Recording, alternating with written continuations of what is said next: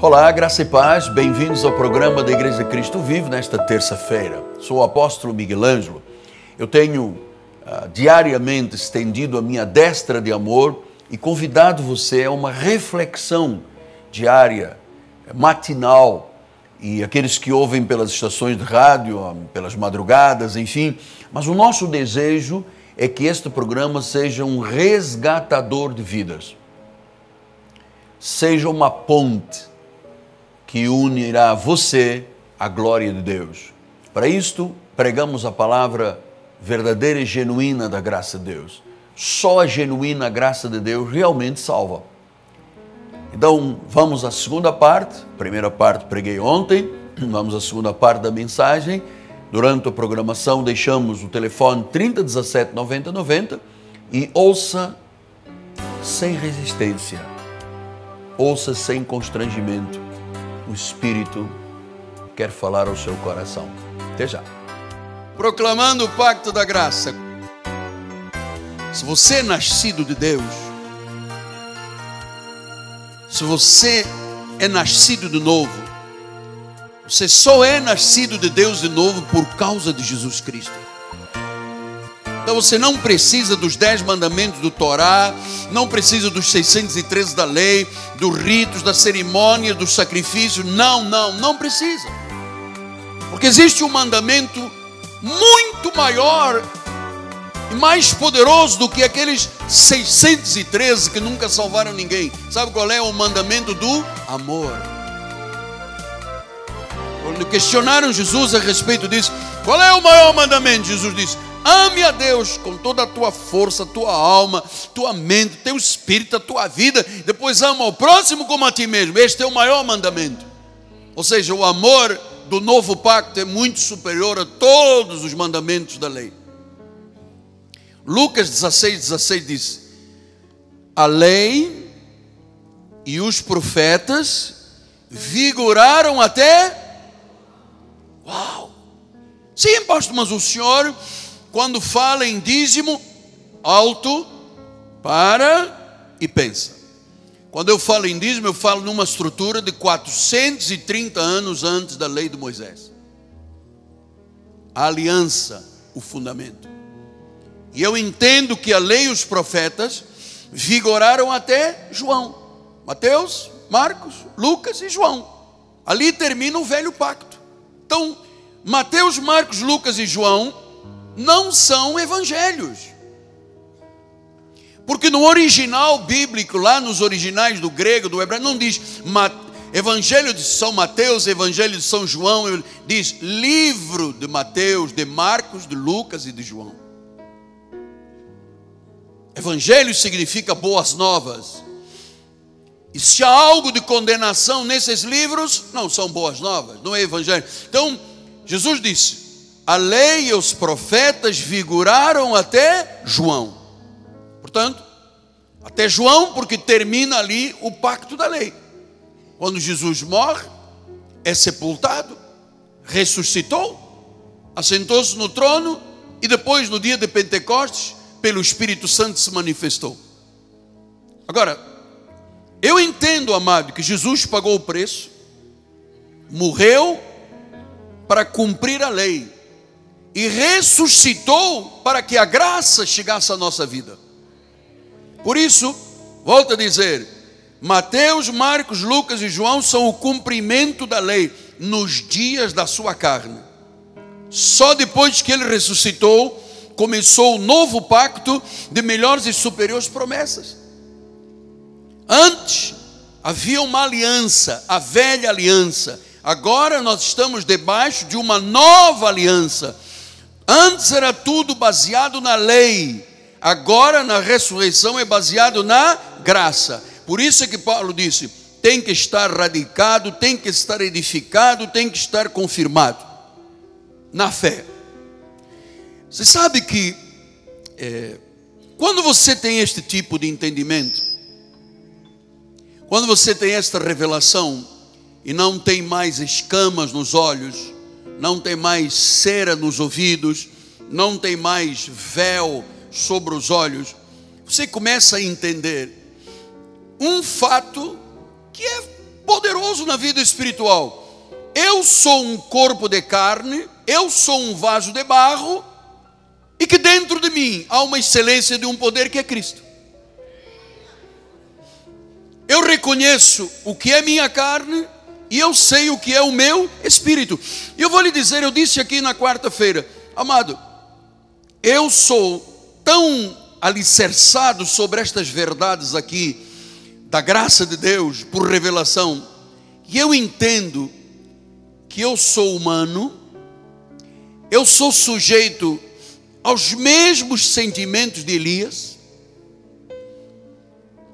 Por causa de Jesus e do temor que está em meu coração, eu nunca me senti um super-homem, nunca me supervalorizei. Eu também sou um ser humano, eu também sou limitado, e eu também tenho as minhas fragilidades conforme você tem. E eu vou lhe dizer uma coisa, às vezes, os pastores, os líderes, na necessidade de aparecerem como super-homens, você sabe, vão perdendo uma parte da sua humanidade. Por isso é que muitos estão dando tiro na cabeça.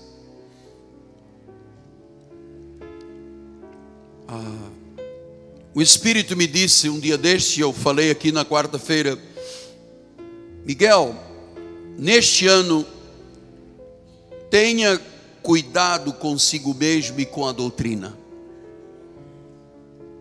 É que às vezes eu cuido mais da doutrina do que cuido de mim. Então eu entendi que Deus estava me dizendo, não sabote as suas emoções. Não viva esgotado mental, fisicamente, espiritualmente. Não viva desta forma.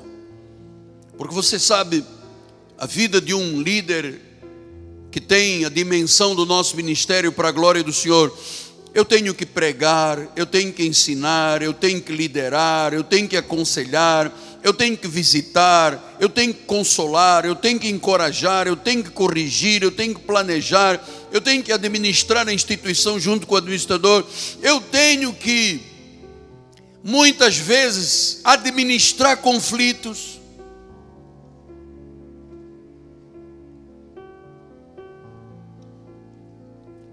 E claro, se você não tem uma vida alicerçada sobre, radicada, edificada, alicerçada sobre Jesus, sobre estas realidades da graça de Deus, meu amado, você não se sustenta. Então eu construí a minha autoimagem de forma correta, eu tenho uma autoestima equilibrada, e eu volto a dizer, por causa desta revelação, eu não penso de mim além do que convém. Não penso. Eu chego aqui na igreja e prego já há 43 anos e você sabe, graças a Deus, Deus me deu essa boca de erudito, lábios de erudito. Eu não precisava trazer nada escrito porque a minha mente é muito frutífera. Mas eu tenho tanto temor a Deus, amado. Eu não posso pensar além do que convém a meu respeito. E eu entendo que os pilares de sustentação de um ministério, começando pelo seu líder, é a família. Quando o Senhor me disse, cuide de você e cuide da doutrina com excelência, Ele estava dizendo, você tem prioridades na sua vida também, você é marido, você é pai, você é avô, você é casado, você tem um ministério. Ministério não pode competir com a família não pode competir com o ministério. E na realidade o Senhor estava me mostrando que a família é parte vital do ministério e não rival. Eu não quero ganhar o mundo inteiro e perder os meus afetos, amado, porque a vida pastoral é muito dura. Você não pensa que todo mundo aplaude.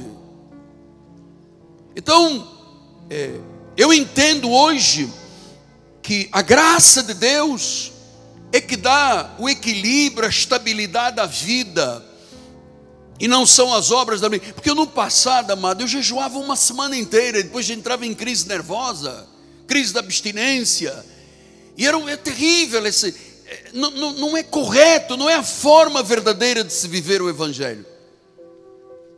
Então, radicado, edificado e confirmado na fé. E eu vou lhe dizer, amado, cuide da sua família. Cuide da sua família. Não existe bem maior na vida da família. E a sua casa tem que estar cheia de coisas que não se compram. Amor, carinho, afeto, sorriso, brincadeira. Isso não se compra. Nossa casa tem que ser cheia disso.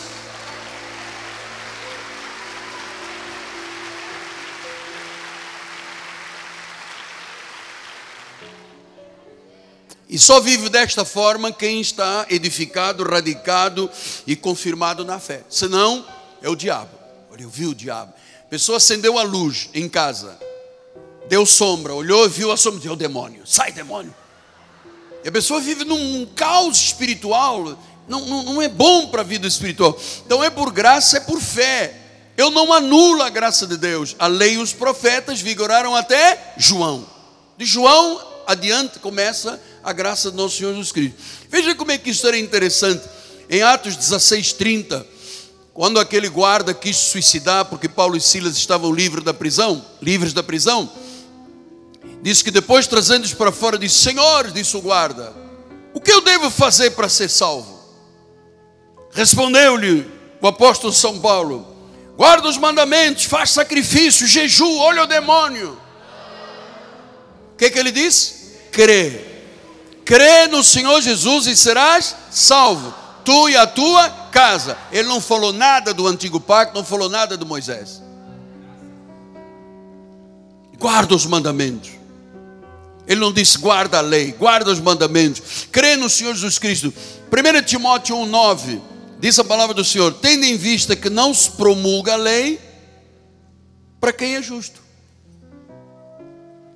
Se você já recebeu, já confessou Jesus como Senhor, a Bíblia diz que Ele te justificou. Então a lei não foi promulgada para quem é justo. Note uma coisa, isso está em vigor até hoje.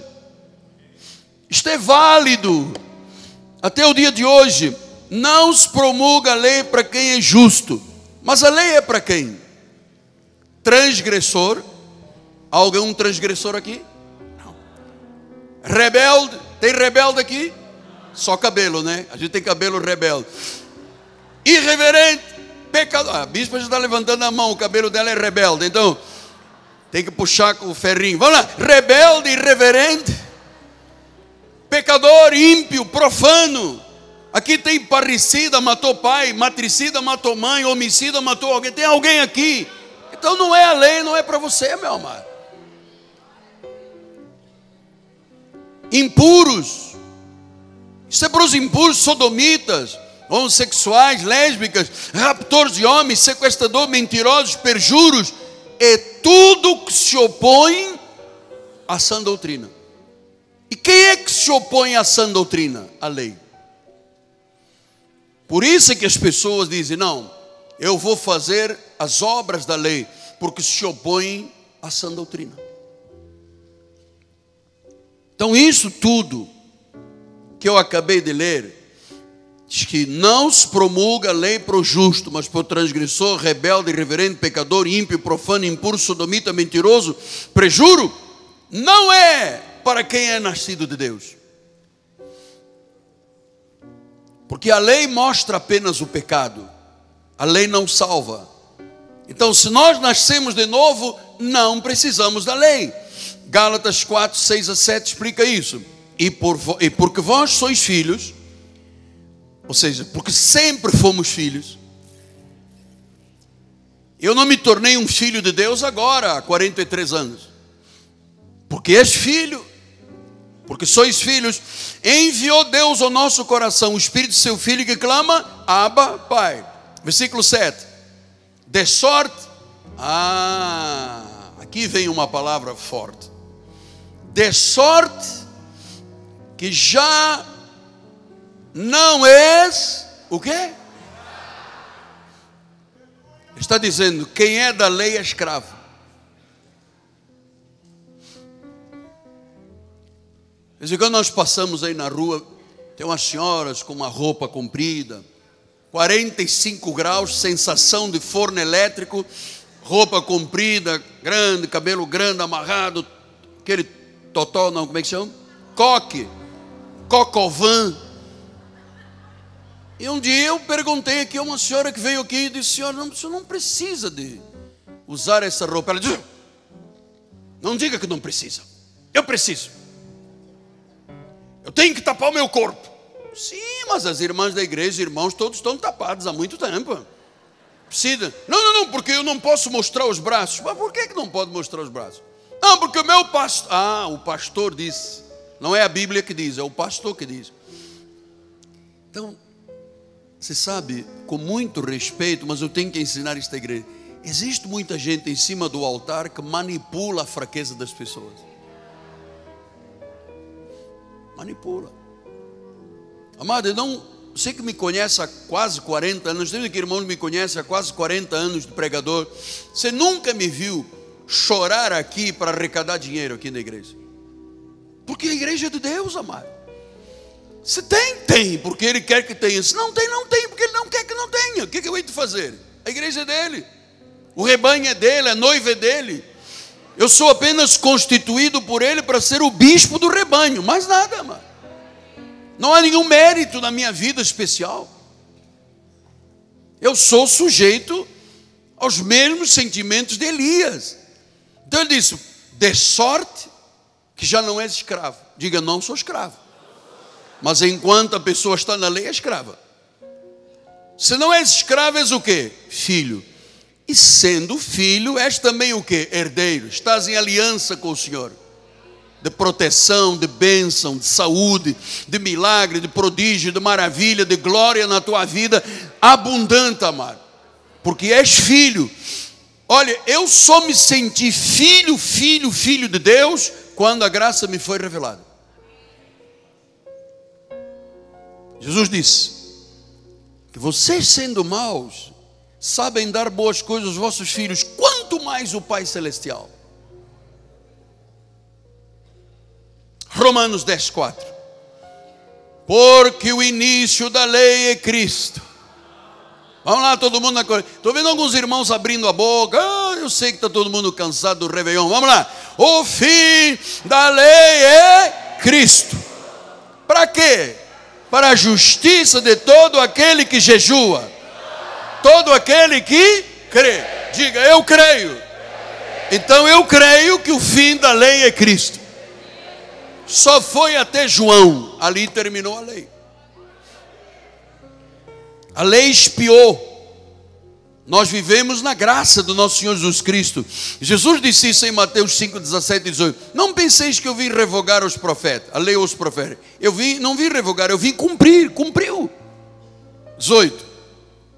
Porque em verdade vos digo, até que o céu e a terra passem, nem um i, nem um til, na realidade nem um jota, nem um tiro, jamais passará da lei até que tudo se cumpra. Tudo se cumpriu quando? Quando Cristo morreu e ressuscitou. Cumpriu-se.